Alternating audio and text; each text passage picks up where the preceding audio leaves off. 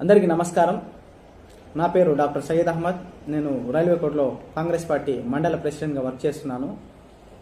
ఈరోజు మీ ముందుకు రావడం కారణము, ఒక వారం క్రితం నేను ఒక ప్రెస్ నోట్ రిలీజ్ చేశాను. రైల్వే కోర్టు చుట్టూరా ఉండే ఏదైతే గుంజనేరు ఉందో అది ప్రతి సంవత్సరము ఎంతో ప్రమాదకరంగా ఉధృతంగా ప్రవహిస్తోంది. దానివల్ల ఎంతోమంది నష్టపోతున్నారు. చాలామంది ఇల్లు కూలిపోవడం జరుగుతుంది. వాళ్ళ యొక్క ఆస్తి నష్టం కానీ, ఇంతవరకు ఆస్తి నష్టమే జరిగింది. రాబోయే కాలంలో ప్రాణ నష్టం జరగకుండా దానికి తగిన చర్యలు తీసుకోవాలనేసి మేము ప్రభుత్వాన్ని కోరాము, గతంలో కోరాము. ప్రస్తుత ప్రభుత్వాన్ని కూడా మేము ఒక వీడియో ద్వారా మేము విన్నవించుకోవడం జరిగింది. ఒకవేళ అలా మీరు దాని చర్య తీసుకోలేకపోతే మేము నిరాహార దీక్ష కూడా దిగుతామని మిమ్మల్ని చెప్పడం జరిగింది. మేము మా మాట మీద కట్టుబడి ఉన్నాము. అది ఏ పరిస్థితిలో అయినా కూడా మేము కట్టుబడి ఉంటాము. ఎందుకంటే కేసులకు కానీ ప్రభుత్వాలకు కానీ భయపడే ప్రసక్తే లేదు. ఎట్టి పరిస్థితుల్లో భయపడే ప్రసక్తే లేదు. ఎందుకంటే నాయకులు అన్న తర్వాత, అధికారం తీసుకున్న తర్వాత ప్రజల పక్షాన నిలబడాలా. ప్రజల యొక్క సమస్యలు ఏవైతే ఉన్నాయో దాన్ని తీర్చే ప్రకారం ఉండాలి. మీ లోపల ఉండే సమస్యలు ఏమైనా అయి ఉండొచ్చు, మాకంతా అనవసరం. మాకు కావాల్సింది ఏంటంటే ప్రజల సమస్యలు. రైల్వే కోర్టు చుట్టూ ప్రాంతాల్లో గతంలో ఎలక్షన్స్లో చాలా హామీలు ఇచ్చారు, చాలా వరకు హామీలు ఇచ్చారు. ఆ హామీల ప్రకారము ముందుకు వెళ్దాము. మేము కూడా మీకు సహకారంగా నిలబడతాము. ఏమేం పనులు, అభివృద్ధి పనులు వెళ్లాల్సి ఉంటుందో దాని గురించి మేము కూడా మీకు సలహాలు ఇస్తాము. కానీ ప్రస్తుతానికి ఏదైతే గుంజనేరు ఉందో ఆ గుంజనేరు రాబోయే కాలంలో చాలా ఉధృతిగా ప్రవహించబోతోంది.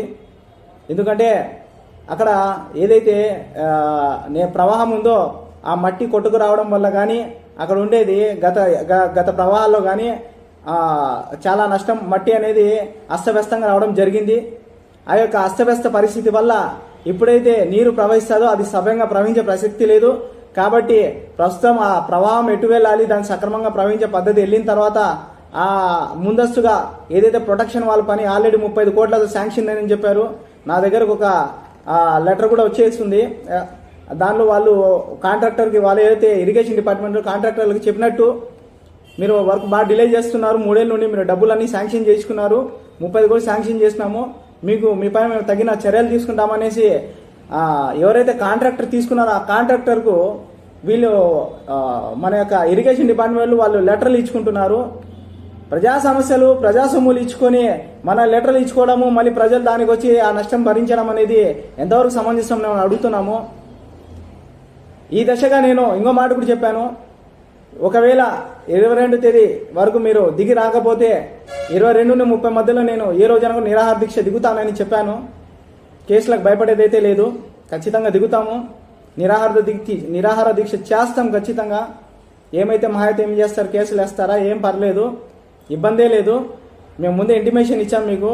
దయచేసి ఆ ప్రజలకు న్యాయం చేయండి. ప్రజల పక్షాన మేము ఎప్పుడు పోరాడతాము. ప్రజల పక్షము, వాళ్ళ ఆరోగ్యాల పరంగా కానీ, వాళ్ళ ప్రాణాల పరంగా కానీ వాళ్ళకి ఏదైనా జరిగితే ఏ క్వశ్చన్ వదిలే ప్రసక్తే లేదు. మాకేం జరిగినా మేము భయపడే ప్రసక్తే లేదు.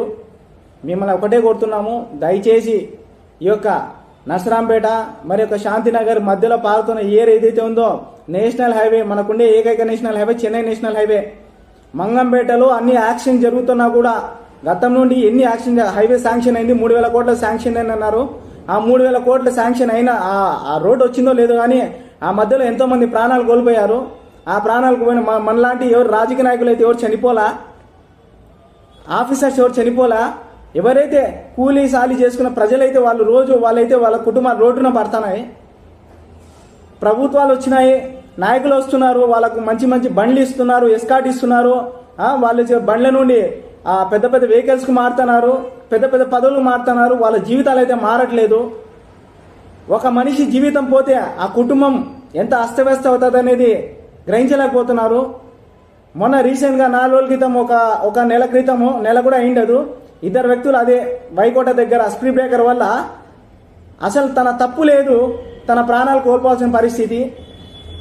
సరైన మార్గం ఏర్పరచగలగా ఒక సిద్ధేశ్వర్ అనే వ్యక్తి కానీ ఈశ్వరయ్య అనే 2 వ్యక్తులు మరణించడం జరిగింది.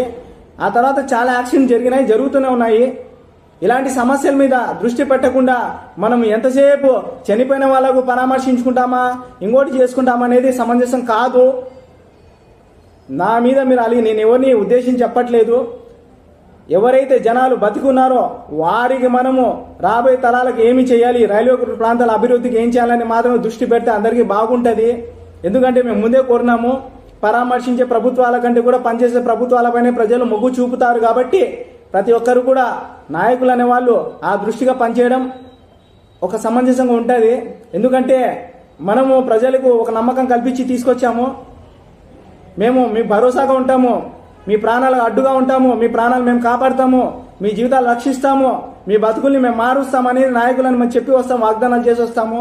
తీరా వాగ్దానం నెరవేర్చుమా లేదా అనేది ఆ తర్వాత మనలో మన ఆత్మసాక్షిని చూసుకోవాల్సి ఉంటుంది. నేను ఈ పరంగా ఈ యొక్క నేను అందరూ చెప్తున్నాను, మన రైల్వే కోర్టు సిఏ గారికి, రాజంపేట డిఎస్పీ గారికి మరియు మన కలెక్టర్ గారికి కూడా నేను విన్నవించుకుంటున్నాను. మీరు ఈ దశగా ఏదైతే ఉందో అక్కడ ఏ లోపాలు ఉన్నాయో, ఆ గుంజన ఏరులో జరిగిన 35 కోట్ల ఏదైతే ప్రాజెక్టు ఎందుకు అది ఆగింది, ఒకవేళ డబ్బులు శాంక్షన్ అయితే ఆ డబ్బులు ఎవరు తిన్నారు, మరియు ఆ ప్రజలకు తగిన తక్షణ మీ చర్యలు తీసుకుంటారా, లేకపోతే రాబోయే వరదల్లో మీరేమన్నా ఇలాగే ఉండే పరిస్థితి, వాళ్ళ యొక్క ప్రాణాలు గాలిపోయేలా వదిలేస్తారనేది మీ యొక్క విజ్ఞతగా వదిలేస్తున్నాము. ఇప్పటికే కోరినాము. మేమైతే 23 నుండి 28 లోపల ఏ రోజైనా కూడా మేము నిరాహార దీక్ష అయితే కూర్చుంటాము. మాకు ప్రజల మద్దతు పూర్తి సహకారం ఉంది. ప్రజలు ప్రతి ఒక్కరు కూడా కోరుకుంటుంది అదే, మాకు తగిన న్యాయం చేయమని కోరుకుంటున్నారు. వాళ్ళ పక్షాన కాంగ్రెస్ పార్టీ తరఫున మేము ఖచ్చితంగా కూర్చొని మేము నిరాహార దీక్ష కూర్చోడానికి మేము రెడీగా ఉన్నాము. లేదా మీరు దాన్ని సార్ట్అవుట్ చేసుకుంటారా, వచ్చి అక్కడ పర్యవేక్షిస్తారా, అక్కడ ఏముంది సమస్య పర్యవేక్షి తగిన చర్యలు తీసుకుంటారా, అలా తీసుకుంటే మేము మీకు మనస్ఫూర్తిగా ధన్యవాదాలు కూడా తెలుపుకుంటాము. కాని పక్షంలో మేమైతే పోయి కూర్చోవడం అయితే జరుగుతుంది. దయచేసి మీరేదైతే దీన్ని నిర్లక్ష్యంగా వహించకుండా ఈ విషయాన్ని కూడా ఏమైతుందిలే, కాంగ్రెస్ పార్టీలే, ఎక్కడుందిలే అనే మాట మీరు తీసుకురాకండి. మా వారికి 100 మంది 1000 మంది బలగం అవసరం లేదు. మేము ఒక్కరమైనా కూడా ప్రజల పక్షాన్ని నిలబడతాము, ఒక్కరమే పోరాడతాము. ఖచ్చితంగా వదిలే ప్రసక్తే లేదు. దయచేసి ప్రజలకు తగిన న్యాయం చేయండి. ప్రజలకు మీరు ఇచ్చిన వాగ్దానం నిలబెట్టుకోండి. ప్రజలకు మన్నలు పొందండి. ఇంతే కోరుకుంటున్నాను. Thank you so much.